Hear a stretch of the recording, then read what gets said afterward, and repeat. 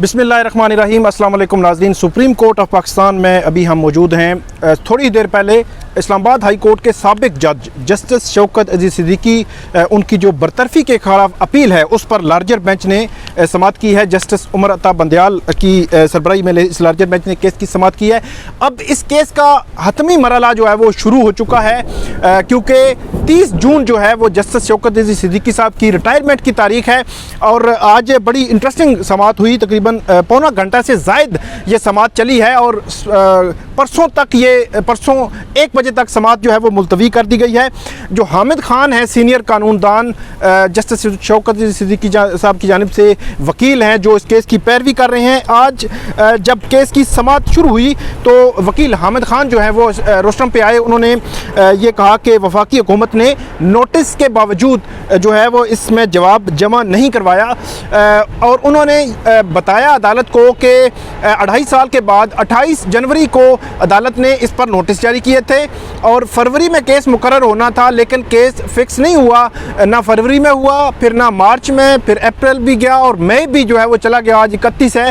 तो इस पर जो अटॉर्नी जनरल हैं वो कमरा अदालत में मौजूद थे। हामिद खान जो खालिद जावेद खान वो रोस्टम पे आए। उन्होंने कहा कि पहला मरला दरख्वास्त के काबिल समाअत होने का है। तो जो 28 जनवरी को नोटिस जारी हुए थे, बज़ाहिर उसमें ऐसे लगता था कि ये दरख्वास्त काबिल समाअत करार दे दी गई है क्योंकि नोटिस जारी हो चुके हैं, लेकिन अटॉर्नी जनरल ने कहा कि हमने जवाब इसलिए नहीं दिया कि क्योंकि दरख्वास्त का काबिल समाअत होने का मरला जो है वो अबूर होना है। उसके बाद जो हामिद खान हैं उन्होंने अपने दलाइल जारी रखे और ये कहा कि जस्टिस शौकत अजीज़ सिद्दीकी ने खुली अदालत में इंक्वायरी न करने का जुडिशल काउंसिल का जो फैसला है वो चैलेंज किया था और सुप्रीम कोर्ट ने सुप्रीम जुडिशल काउंसिल का फैसला कलअदम करार दे दिया था और जो कहा था कि इनकी ओपन हेयरिंग जो है वो उसको अलाउ किया था। हामिद खान ने यह भी कहा कि सुप्रीम कोर्ट ने सुप्रीम जुडिशल काउंसिल के खिलाफ दायरा इख्तियार होने पर भी फैसला दिया और इसके अलावा उन्होंने कहा कि सुप्रीम कोर्ट ने दरख्वास्त काबिल समाअत होने पर ही रिलीफ दिया था। तो इसमें थोड़ा सा इशू था जो बेंच की जानिब से भी ऑब्ज़र्व किया गया कि इस पर क्वेश्चनिंग भी हुई, क्रॉस क्वेश्चनिंग भी हुई कि ये जो है फ़ैसला आपके हक़ में था या नहीं था कि ये जो अलाउ होने का जो ओपन हेयरिंग अलाउ होने का मामला है।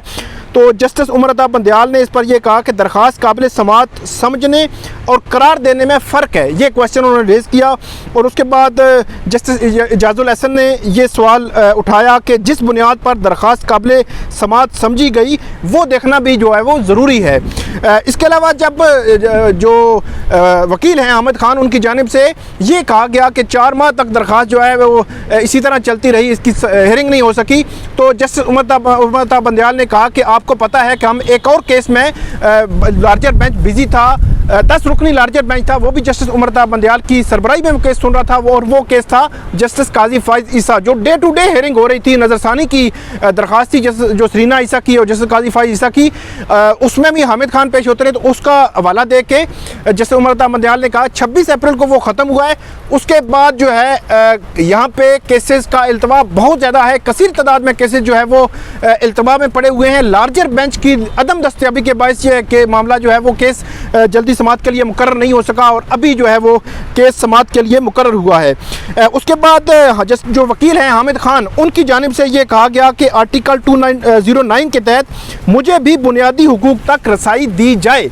तो इसके बाद जस्टिस उमर अता बंदयाल ने कहा कि नोटिस समाअत तक तो बात ठीक है, लेकिन जस्टिस इजाज़ुल एहसन ने यहाँ पे ये भी सवाल उठाया कि यहाँ शौकत अजीज़ सिद्दीकी मुलजिम हैं और पीडा एक्ट का उन्होंने हवाला दिया और ये कहा कि पीडा एक्ट में भी कुछ ऐसा ही कानून जो है वो मौजूद है। जस्टिस इजाज़ुल एहसन जो हैं उनकी जानिब से ये कहा गया कि सबूत तो वो जो साबित करने की बात हो, यहाँ तो रिकॉर्ड भी मौजूद है। रिकॉर्ड के हवाले से उन्होंने ये कहा कि जो तकरीर थी जो जस्टिस शौकत अजीज़ सिद्दीकी हैं उनकी तकरीर जो है वो एडमिटेड फैक्ट है जिसको जस्टिस शौकत अजीज़ सिद्दीकी ने नहीं जुटलाया, उन्होंने माना है। तो ये बड़ा इंपॉर्टेंट पॉइंट था जिस पे जो हामिद खान है उन्होंने ये कहा कि जो कुछ भी हुआ उसको इंक्वायर होना ज़रूरी था, जो कहा गया उसकी पोजीशन क्या है। इस दौरान जस्टिस उमर अता बंदयाल ने भी ये कहा कि जो फेयर ट्रायल है, ज़ाहिर सी बात है फेयर ट्रायल से मुतालिक उन्होंने बात की कि उसको सुना जाना, हेयरिंग देना, ये सारी चीज़ें जो हैं वो ज़रूरी हैं, फेयर ट्रायल के तकाज़े पूरे करना ज़रूरी है। तो हामिद खान ने भी यही सवाल अदालत के सामने रखा। ताहम जो बेंच था, इस पे बेंच की जानिब से ये इजाज़ुल हसन जो है, जैसे इजाज़ुल हसन, उनकी जानिब से ये रिमार्क सामने आए कि जो बात जो है आपने ख़ुद लिख दी है, तकरीर में भी आपने कह दिया है, एडमिटेड फैक्ट भी है, तो उस पर क्रॉस एग्जामिन करना या उसमें जो रीजनिंग दी है जुडिशल, जो सुप्रीम जुडिशल काउंसिल ने, वो रीजनिंग भी उन्होंने कहा कि वो उन्होंने रीजनिंग एडमिटेड फैक्ट की वजह से ही दी है, इसलिए ये मामला जो है वो आगे बढ़ सकता था। तो इसमें जो वकील हैं हामिद खान, उन्होंने कहा कि शोकाज से पहले कंट्राडिक्टरी इंक्वायरी जो है वो होना चाहिए थी। इसके अलावा उन्होंने कहा कि 1-2 जज बुलाते, वजाहत तलब करते पहले, और उसके बाद पहले इंक्वायरी होती, बाद में शोकाज जो है वो जारी होता। इस पर वकील हामिद खान ने यह भी कहा कि यहाँ मामला बिल्कुल मुतजाद है और शोकाज जो है वो पहले जारी हुआ है, उसके बाद जो है वो कार्रवाई जो है अमल में लाई गई। तो उन्होंने बुनियादी तौर पर यह पॉइंट उठाया कि जो शोकाज जारी हुआ था, वो भी उसमें जो तरीक़ाकार था, मुजव्वज़ा तरीक़ाकार, उसको सामने नहीं रखा गया। इसके अलावा हामिद खान ने यह भी हवाला दिया कि मुख्तलिफ जो रेफरेंसेस हैं वो इनके ख़िलाफ़ जो है वो पेंडिंग रहे हैं, लेकिन फेयर ट्रायल वाला पॉइंट जो है वो सामने रहा। इस दौरान उन्होंने ये भी जो उनके बारे में ये कहा गया कि एक जज का कंडक्ट कैसा होना चाहिए, कौन सी बात कर सकता है, कौन सी नहीं कर सकता। तो इस पर भी जो हामिद खान है उन्होंने ये कहा कि जज जो है उसका एक कंडक्ट यकीनन मौजूद है, लेकिन यहाँ के चीफ जस्टिस भी 100 दफ़ा जो है वो पब्लिक में गए हैं, पब्लिक में उन्होंने बात की है। तो उस पर जस्टिस उमरता बंदयाल, उन्होंने ये कहा कि जो तकारीर हैं उनकी, उन्होंने विद इन लिमिट्स के रह के बात की, और जो टेक्स्ट है वो देख कर वो पढ़ते थे।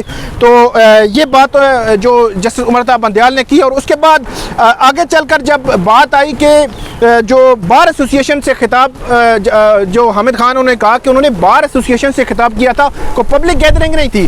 तो इस पर भी थोड़ी सी आर्गूमेंट्स ये सामने आई कि वो पब्लिक गैदरिंग है या नहीं है। बेंच की जानिब से सवाल उठाया गया और उन्होंने कहा कि ये पब्लिक गैदरिंग नहीं थी, वकला थे और जजेस भी, चीफ जस्टिस भी जाते रहते हैं। आखिर में ये हुआ कि जो जस्टिस शौकत अजीज सिद्दीकी की रावलपिंडी बार से जो खिताब था, उसका टेक्स्ट पढ़ने की जो कहा जो जस्टिस उमरता बंदयाल है उनकी जानिब से, उसके बाद जो बेंच है उन्होंने आपस में मशवरा किया, और मशवरे के बाद शायद वो जो टेक्स्ट नहीं पढ़वाना चाह रहे होंगे, और उसके बाद जो केस अर्जेंट कर दिया गया, और ये केस परसों 1 बजे तक जो है वो अर्जेंट किया गया है। अब देखते हैं परसों इस मामले में क्या होता है और क्या जो है वो नया आता है। लेकिन एक बात तय है कि अब ये मामला जो है अपने हतमी मराहिल की तरफ बढ़ रहा है, और आने वाले दिनों में इस केस का जो फैसला, वो कुछ भी फैसला जो है आ सकता है, क्योंकि 30 जून जस्टिस शौकत अजीज सिद्दीकी साहब की रिटायरमेंट की तारीख है। नाज़रीन, उम्मीद है आपको ये पसंद आएगी। इस पर कमेंट आप ज़रूर कीजिएगा। बहुत शुक्रिया।